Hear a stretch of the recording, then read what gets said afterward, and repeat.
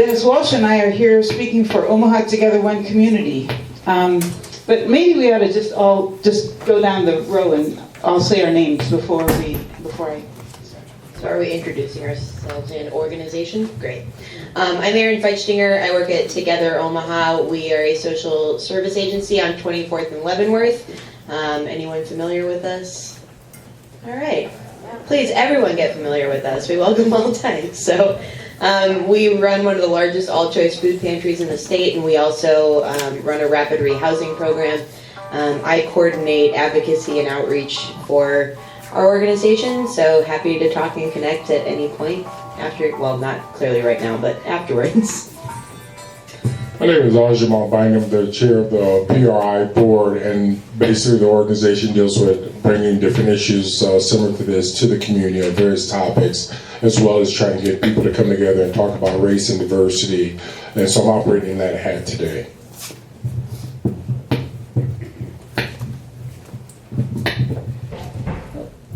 Patrick Leahy, I'm here today representing the Missing Middle Housing campaign, which is a group of citizens having a grassroots effort to change some aspects of city code to try to create more affordable housing throughout the city. A little bit about me, how I got involved there. Was formerly on the Papio Missouri River NRD board, where I learned a lot about the development pressures facing the city and how that was going to start to increase a whole host of issues, from tax increases to flooding issues. So I knew something had to be done. And that's when I found Missing Middle Housing Campaign as a citizen, which was loosely associated with Mode Shift Omaha, who I'm sure a lot of you are familiar with. So thanks everybody for coming today, and for the church and PRI for hosting. I'm Dennis Walsh. I'm with Gloria from Omaha Together One Community. My membership at the Sacred Heart Catholic Church is how I got involved with OTOC. And just to clarify a bit, PRI, Policy, Research, and Innovation, is could call it a think tank. We work, as the name implies, with policy in different areas: housing, land use planning, race issues, discrimination, and so forth. We have some questions for the panelists to answer, and they have a relatively short time to do that, and then we will open the microphone up for panel discussion. Afterward, at 7:15, there will be Q&A, questions and answers from the floor. The questions for the panel to answer are: what do you think is an important barrier to fair and equitable housing opportunities in Omaha? And what are one or two proposals that you have to expand race equity and class equity in the Omaha housing marketplace? And on that note, I think I will turn things over to Gloria. Thank you. Can everybody hear me? Yeah. I can hear me. Is it too loud? Too loud. I can turn it down a little. Thanks. He knows how to do everything. That's Chuck Osterberry. Okay.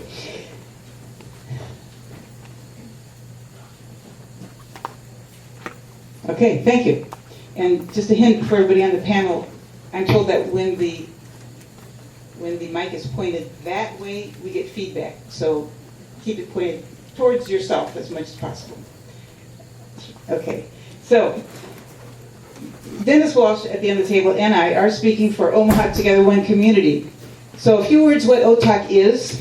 We're a community organizing effort, 25 years old, that is a coalition of member organizations, mostly faith groups, congregations, that want to build bridges across lines that have divided our city. We want to find and empower new leaders to work together to build power, to make things happen, to change the status quo, and change history. How's that? At present, we have 6 action teams, and the Housing Action Team is one of them. So our Housing Action Team has worked for a decade or more to try to improve Omaha's housing code enforcement. So safe and affordable housing is really what we've worked on and what we will be speaking mostly to. As far as solutions that we've worked on in the past are the vacant and abandoned property registration ordinance, the Omaha Municipal Land Bank, and the landlord registration and inspection ordinance. Research shows that renters' annual income is typically less than half of the income of homeowners. Income disparities by racial categories are well documented. Hence, substandard housing conditions are disproportionately experienced by various groups. But low-income renters of all groups face these challenges. So the consequences for families in substandard housing are severely felt in health problems. High asthma rates in children, severe allergic reactions, infections, death and injury from fires. These are preventable consequences of substandard environments. These environments may have one or more of the following issues, and others besides, but for brevity, I'm listing a few of the most important ones: insect and rodent infestations, lead in soil and chipping old paint, mold from moisture in homes, inadequate ventilation, and faulty wiring. These are the health and safety concerns, hazards, we mainly are concerned about. Plus, we heard from a refugee recently about mental health trauma she experienced as a student in high school because of the severe bed bugs that plagued her family. She said she always wore long sleeves to school to hide scars from the bites she got at night. And there was much sleep deprivation for her and her family. So there's to me, a new issue in the mental health aspects of this problem environment. We believe Omaha now has more tools to improve housing in neighborhoods. We've had ongoing problems due to the complaint-driven system we've had all these years, where nothing happens to remediate problems unless there's a complaint made. Well, low-income renters usually don't complain to either their landlords or to the City Housing Code Enforcement Department. We hope this is about to change, and so I'd like to pass the mic to my colleague Dennis Walsh so he can elaborate on that.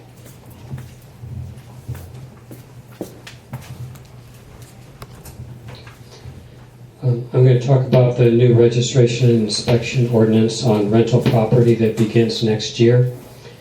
We think rental property is an important part of the solution. The most common source of affordable housing in Omaha is older rental property, and so a high priority should be placed on preserving that and maintaining that housing stock.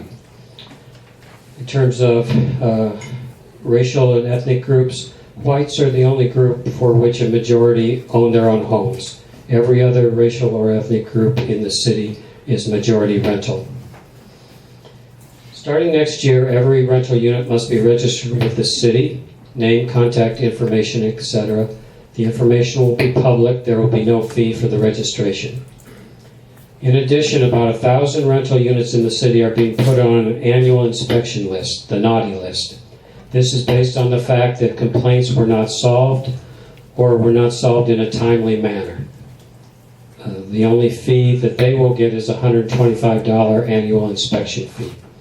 They have to have 2 years of good inspections before they get off this list. That's what will happen in 20 and 2021. In 2022, the city will begin a cycle of proactive inspections of all rental properties in the city. OTOC supported a 3-year cycle as is best practice. The city passed a 10-year cycle. But they will start the cycle with the older properties. So the city will be doing proactive inspections, and people should continue to make complaints, but complaints will no longer be the only way to report a problem. OTOC believes the ordinance is a good first step, but improvements must be made. Here are 5 improvements we are looking for to make it a better ordinance. First, code enforcement must do a better job of involving the public in its processes. Second, anytime inspections occur, a certain percentage of properties will be found to be so substandard that tenants will be displaced.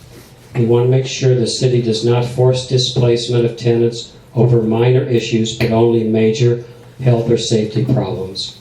And the city must have a plan in place to help tenants find housing as quickly as possible. Third, we want the 10-year cycle changed to a 3-year cycle. Fourth, we want an annual registration fee so the program can be fully funded and implemented.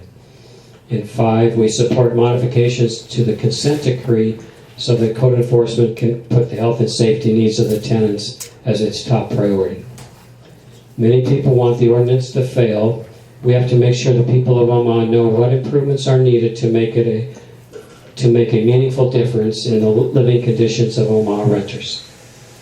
As far as going beyond the ordinance towards creating more affordable housing, we view Minneapolis as the best model for such policies. And hopefully we'll get to talk about that over the course of the evening. Thanks. Yeah, so one of the questions that we were asked to answer at the onset was, what do you think is an important barrier to fair and equitable housing opportunities in Omaha? In our group, Missing Middle Housing campaign, we believe that a lot of it has to do with just some changes in the city code that need to be made. So we are out there trying to advocate for and get what we consider the low-hanging fruit changed. You can go back in the history of Omaha, and some people in this room probably know it better than I, obviously, about when the city has changed certain code regulations and why over the past 100 years or so. And when I'm talking about city code, I just mean how far a house has to be from the sidewalk, or how high a unit can be in a neighborhood, or if you can have an additional dwelling unit in a home for a single family. Why we think this is important is as people are trying or looking to move back into the core of the city, there's not housing availability there. Most of the developers in town are saying, hey, you know what we can do to satiate this marketplace is build large-scale apartments, condominiums, etc. What we believe is, hey, the city core already has the space available. We just need to create different housing options, a whole host of housing options. So when I say missing middle, let me back up. Let's define that. It's everything from townhomes, condos, additional dwelling units, like turning your unattached car garage into what they call a mother-in-law suite. Now, some people may hear that and say, I don't want a mother-in-law suite, and I get it truly. But it's changing the code so owners, small-scale developers, they have the option to do that if they want. Right now, the code is written in such a way that it takes time and money and connections to sort of get it through the approval process. And the only people that have the time, money, and connections are your big developers. We want to make it so small developers and just homeowners can do what they see as necessary for their home. So when these options are created, you have more chance for rental opportunities, you have more chance for home ownership, because I can say, hey, now it's not a matter of I have this big house that I can't afford, maybe I can purchase this house but use the attic to create an apartment that I can rent out and increase my income on the side. So that's what our group, Missing Middle Housing, is. What we have in front of mind is just what we call that low-hanging fruit of making some changes in the city code, which will allow for greater options for affordable housing.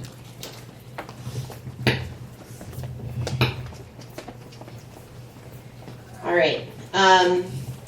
Most important barrier to fair and equitable housing opportunities in Omaha. We are not at a place where our city leaders would agree that housing is a human right.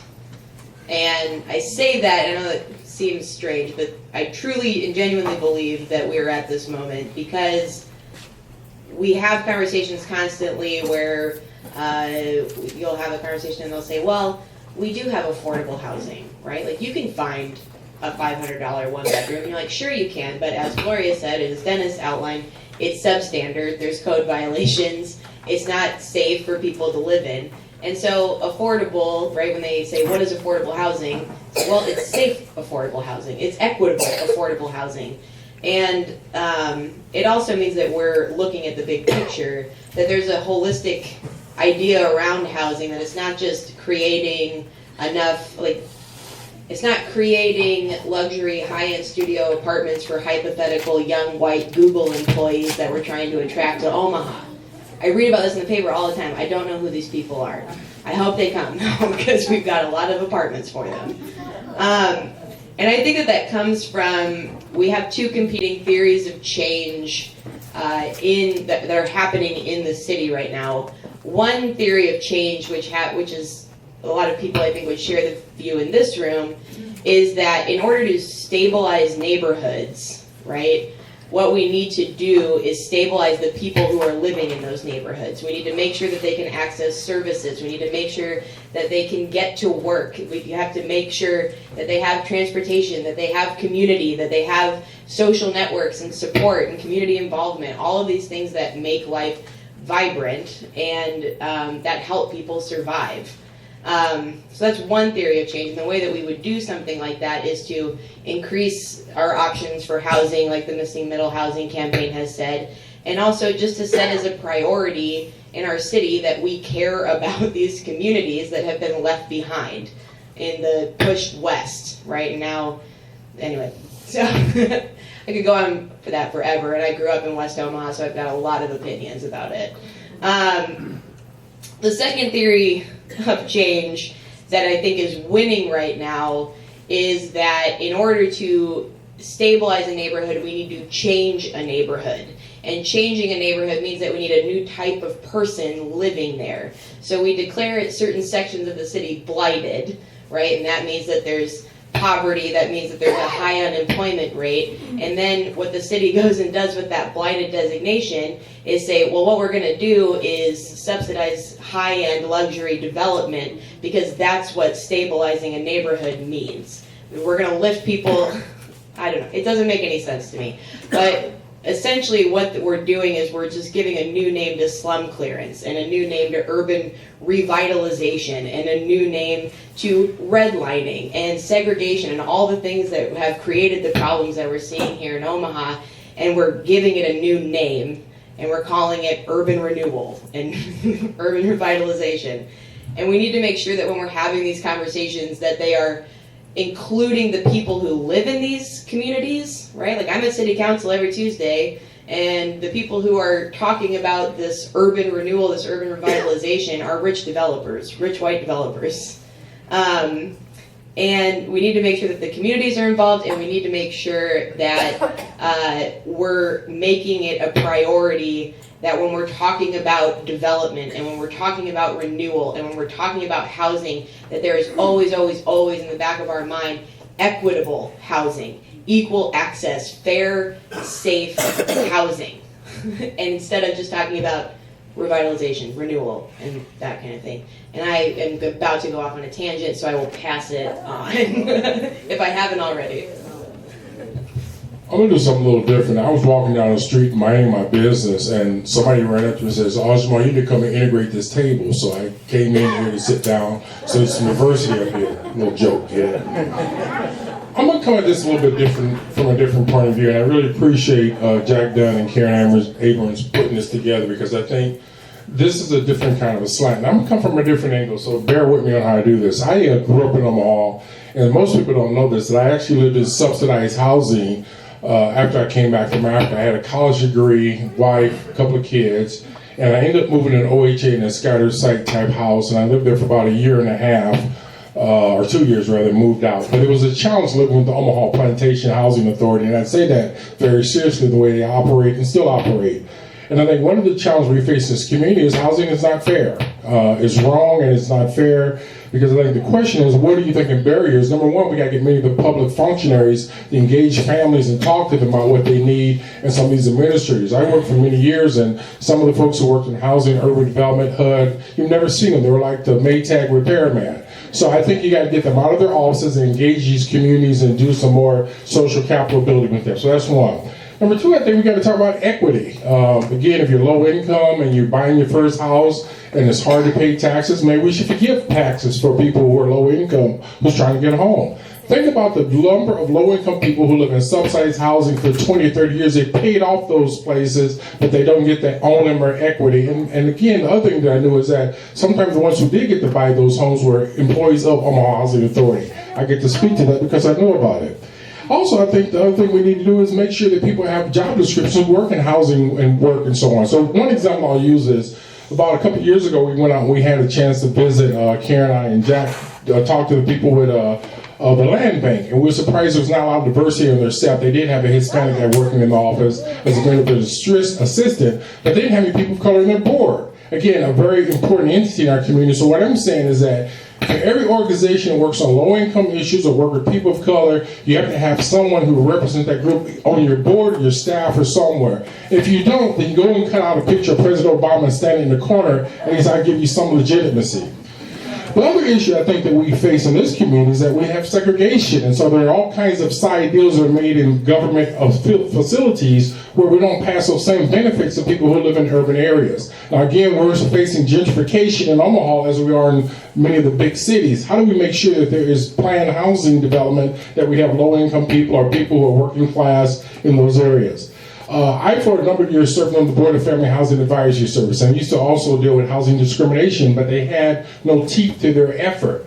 If we're going to get folks on discrimination or these organizations like Family Housing Advisory Service, they should make sure that they have people who are low income on their board of directors or have advisory groups to help them go forward, because I think that's part of the ways you can expand race and equity in our community. And I think I'm looking at my time here because I'm timing myself, make sure I don't go over, you know how that is. But the other thing that bothers me is that most of my life, I say in the last 30 years, I've lived in a home where we just purchased, our home is owned and so on. And every year my taxes go up like $1,000, maybe $500. When I got a job at City Hall this past year, my value of my house went up $26,000 in 1 year. And what I suspected to was they were able to see what I make for a salary. And then they said the value of my neighbor sold her house for a higher amount, so it made mine go up. Now, I wouldn't be so mad about that if there was more people of color working in City Hall. You follow me? Or if there were more people of color in the police department or the fire department. Y'all heard about the fire department, right? This is all related. But what I'm trying to say is that we got to make sure that if we're going to tax people, we're going to make sure that each one of those respective groups gets some proportionality in terms of housing and any kind of service that we provide. I got 1 minute and 51 seconds. I'm checking my time out here. I really think we have to do a better job in all of our nonprofits and organizations that engage low-income people, engage people of color, and we got to do a better job. And we have to ask ourselves the question, if our community is 33% of people of color, how come not represented at our tables? I'm probably the only person in this, probably going to say out in public, that I voted for term limits. The reason I talk about that sometimes is because at the end of the day, if the people we elect don't help transform our community, then why should we have them elected? Now again, I do believe that some of the best people in office are there on one sense because people get to vote for them. But how do you have people who are stuck at these poverty levels or these inferior situations for so many years unless someone's looking the other way? And so again, our topic is about housing and equity and fairness. And when you have people who work 2 and 3 jobs and they can't get quality housing, or they pay a disproportionate amount of their money in rent or in housing costs, something is wrong. And we all know that if you can take part of your equity loan and get you a car, you can do that. For many low-income people, they can't do that. And these are the conversations we need to learn and work with families in our communities. How can they get the same benefits? Because at the end of the day, when they pay taxes, they don't get the same benefits from the city and so on. Last point. In my lifetime here, I've never seen a person of color sit in a car and count the cars as they go down the road. You know those jobs that they let those people get when they're retired? I've been here my whole life. I'm 64 years old. I've never seen one person of color sitting in a car counting cars. Now, there's something wrong with me there, y'all. You follow me? And I think it goes back to equity. If we are serious, we got to have people in the front who can ask some tough questions and don't get mad at the messenger. Bam.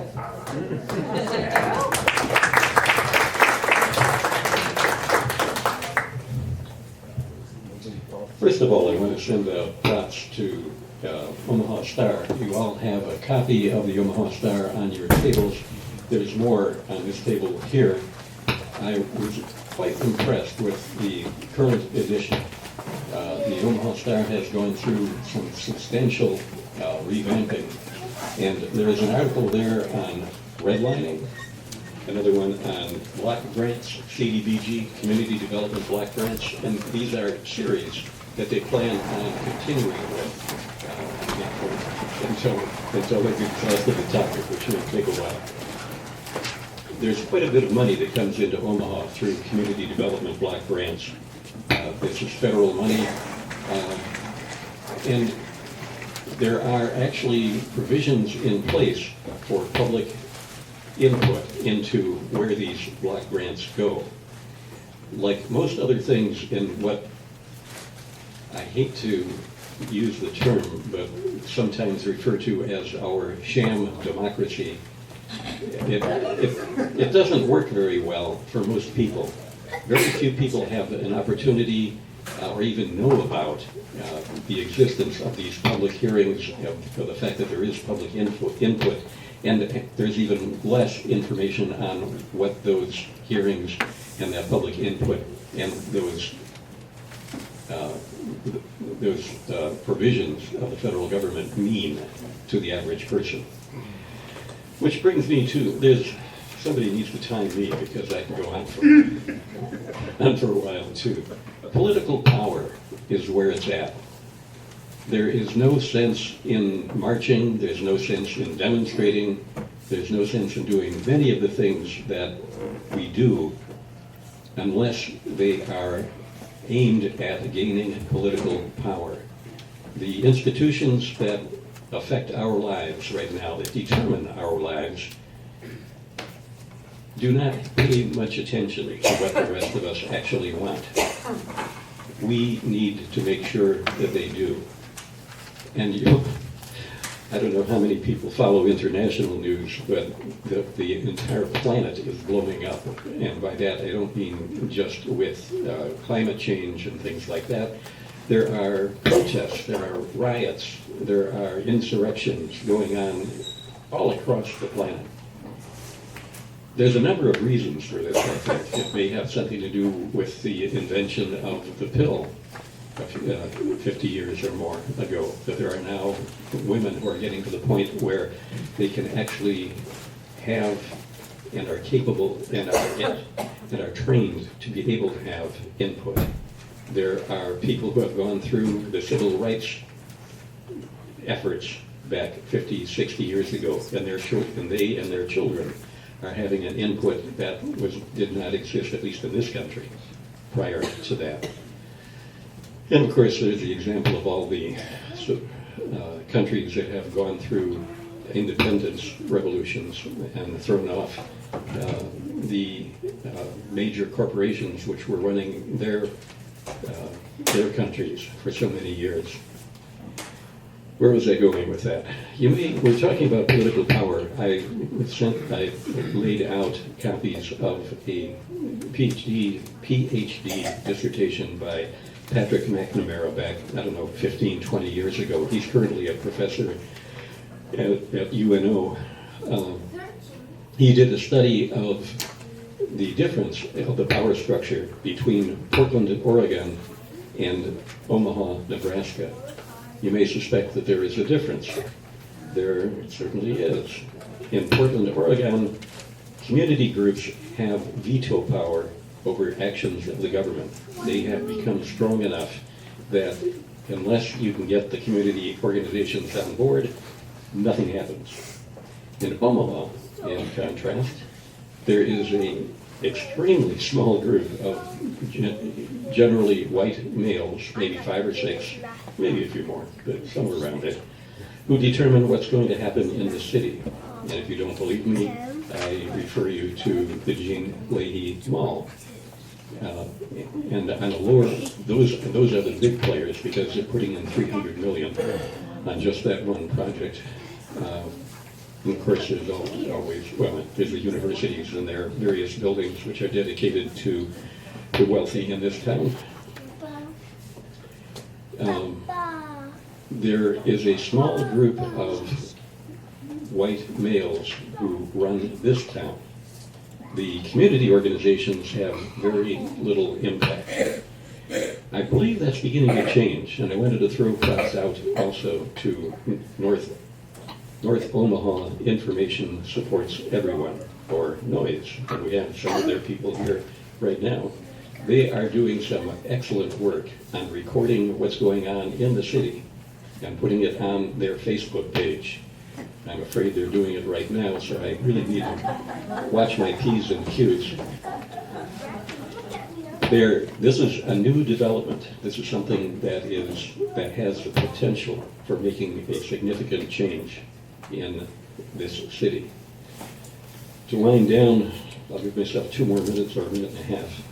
But to wind down, some of the things that need to happen are changing when the various elected bodies meet. City council meets in the middle of the day, and I think there may not be very many people here who are able to take a day off work and go to a city council meeting. Same with the county board. That needs to change. The election times for the city council and the county board are in April, if I remember correctly. Sort of apropos of nothing. It doesn't. Go ahead. May 2021. It's Okay. for the commissioners, and 2021 is for council members and mayor. I stand corrected. Did everyone get that? It's in May. But my point remains the same. This is not a time when people are really geared up for a political fight. What would make a lot more sense would be to have elections for those 2 bodies and for all the other elected officials at the same time as the presidential election when everybody else goes to vote. Or at the same time as a gubernatorial election when everybody else goes to vote. That is the kind of a change that can be, with a great deal of effort, made by the people who are sitting right here and the people like those who are sitting right here. What it will take is having the people who are sitting right here, you, me, everybody else, joining together and making a strong effort, connecting with each other, reinforcing each other, supporting each other, learning from each other, and going on to figure out how to go about making these changes. We are now supposed to be at discussion within the panelists, so let me throw this open to the panel. Now, from there, we will go to discussion with the audience and the panelists, the audience and the audience, the audience and the panelists, that kind of thing. Panelists?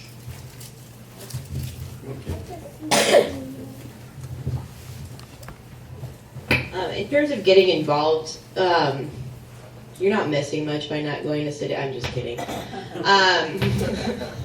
We completed a city council meeting in like 37 minutes because that's what all cities of the metropolitan class should do. I'm kidding, seriously. But I do think that there are things that happen in the city around housing that we don't think about and that we can involve ourselves in. So, for instance, my current outreach machine is TIF. Does everyone know what TIF is? Tax increment financing. See a couple people in the fight with me here. So TIF is somewhat complicated, but it's also kind of not. It's basically spending through the tax code. So the city can award basically unlimited monies to development in order to help them with site acquisition, public infrastructure improvements, so on and so forth. I crunched the numbers last week. In 2019, the city will have awarded over $32 million in TIF awards. Does anyone want to guess, or does anyone, I'm not even going to say that.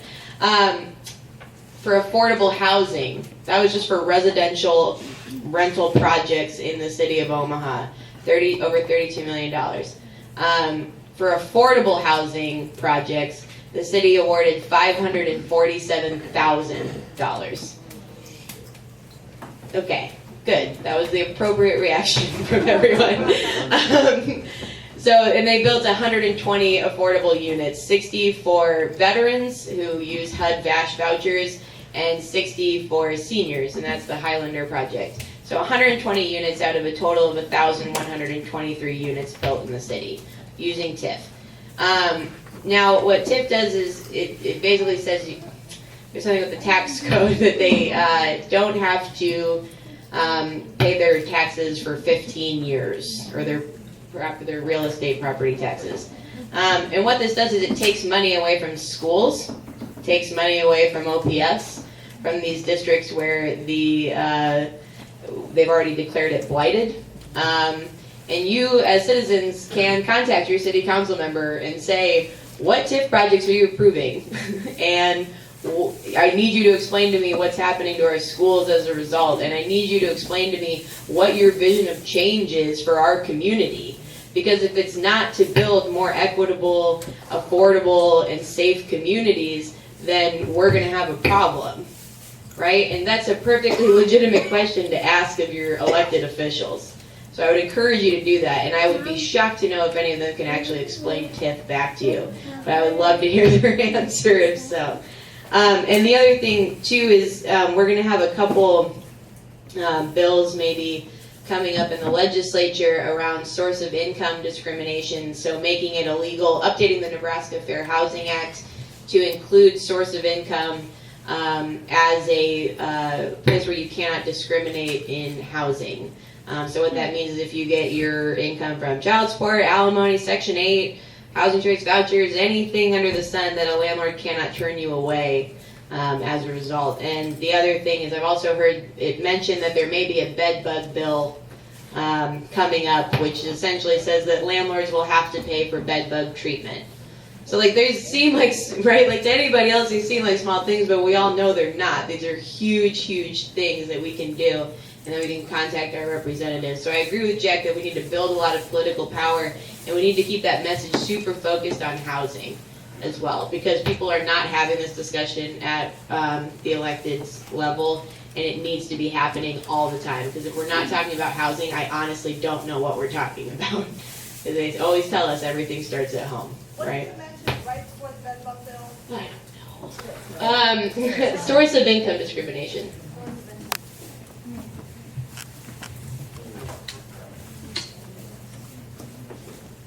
I'd just like to draw your attention, this is Gloria from OTOC speaking, to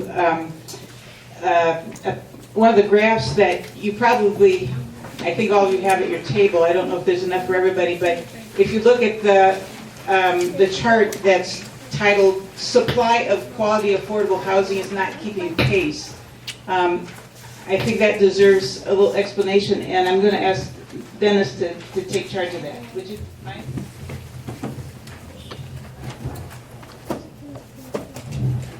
So this kind of ties in with what Aaron said about TIF. It's not just TIF, but all rental construction, almost all rental construction in recent years has been of the luxury type. So the first graph breaks out apartment complexes that have been built in the last 13 years between 4 and 5 star. That is luxury. That's the line that's going up steeply. That's where all the new construction has been going.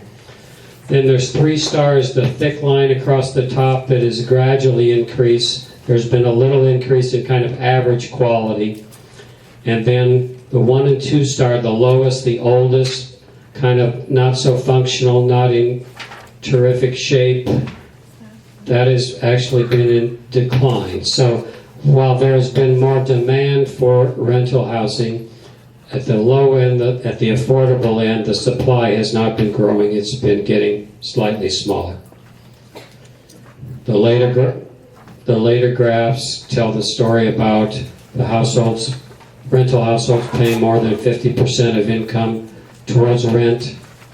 That's very high, and it's not really improving very much. The backside shows the 35% of income burden. That's showing no improvement whatsoever. Those are households, so we're talking 29,000 households in the city paying more than 35% of income. The last graph compares Omaha on this 35% level, on this burden level, to Minneapolis, Kansas City, and shows we're no different.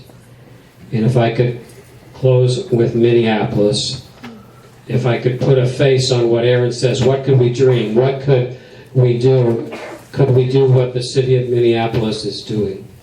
So while Minneapolis is a bigger metro area than Omaha, the city of Omaha is 10% bigger than Minneapolis. Okay? But the local elected officials in Omaha do not put any money, local money, into housing. It's whatever the federal government sends to us, that's the supply, and they do with it what they do. Minneapolis this year is spending $40 million most of local money on affordable housing. Next year they're spending $31 million on affordable housing. Those are the kind of dreams, and it's not just one thing, it's 15 different things that they're doing with that money to build new, keep old, help renters, help with evictions, a long list. And we have to dream that big, I think, to get this on the agenda of the city. Yeah, I'm going to just sort of do what Jerome did and sort of take this at a different angle, but sort of talk to a lot of what's already been said. I just don't want to repeat everything that I agree with these folks, and I'm sure you do too. But I see some of these points like the graph here, and call me a homer for the organization, the grassroots organization I represent, Missing Middle Housing. But you see the 4 and 5 star going up and up, and I can tell you that wasn't a lot of government money that did that. That was private dollars that is moving that way. And why? Because private development, on one hand, you're right, it's a bunch of rich old white guys who are serving a market that they know best, other rich white people, right? But it's also because it's just easier for them to do. And what do I mean by that is, again, I go back to the city code and the structure of a lot of our, I won't call them laws, but codes, makes it easy for them to do it. So why wouldn't they?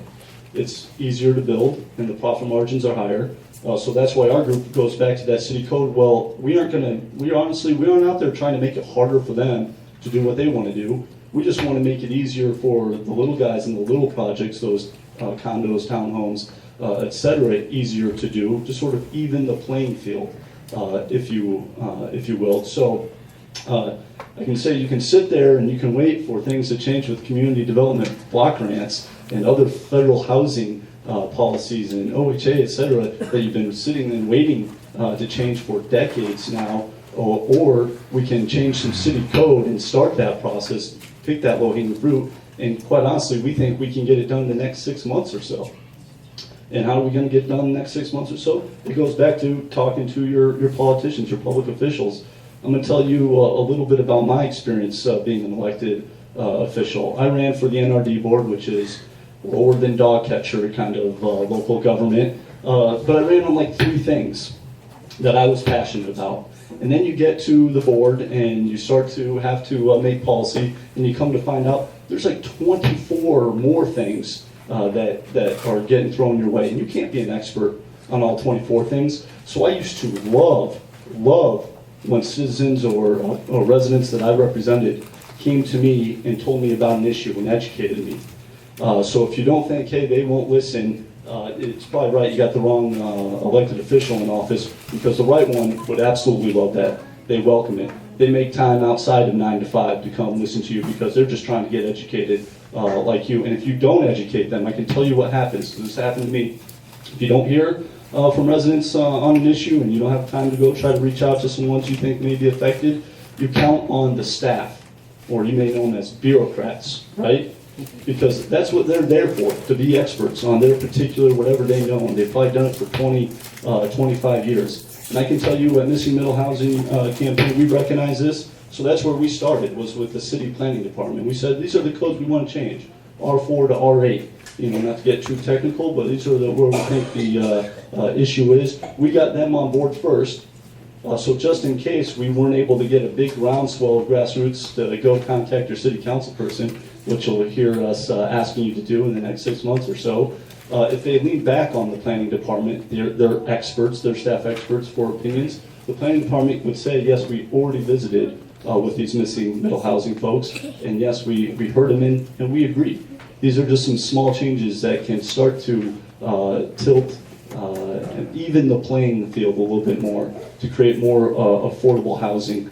And what's the benefit of affordable housing? I mean, besides some of the things that we talked about here, I think it was Jerome who said, Jamal? Jamal, way off. Thank you.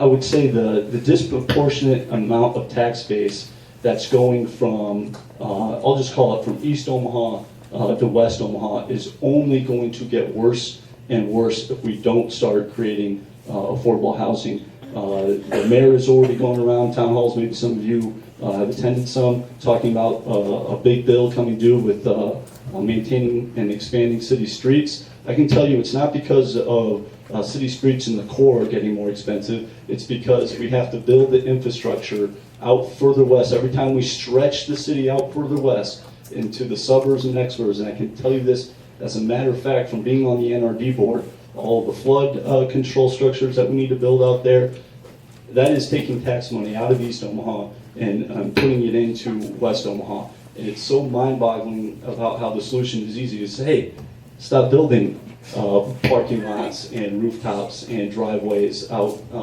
where there used to be green pastures and farmland. Start creating that density in your core, and when you get that density in your core, you have greater affordability because taxes don't need to go up as much, which allows people to purchase their own home. You have transit viability.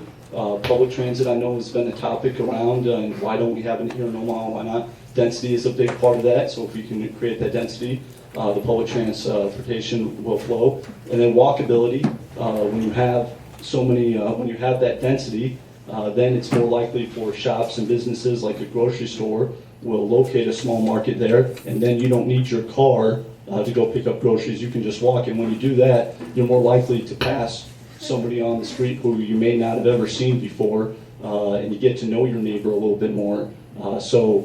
Again, Missing Middle Housing campaign, we would love to have your support over the next 6 months or so for some grassroots help.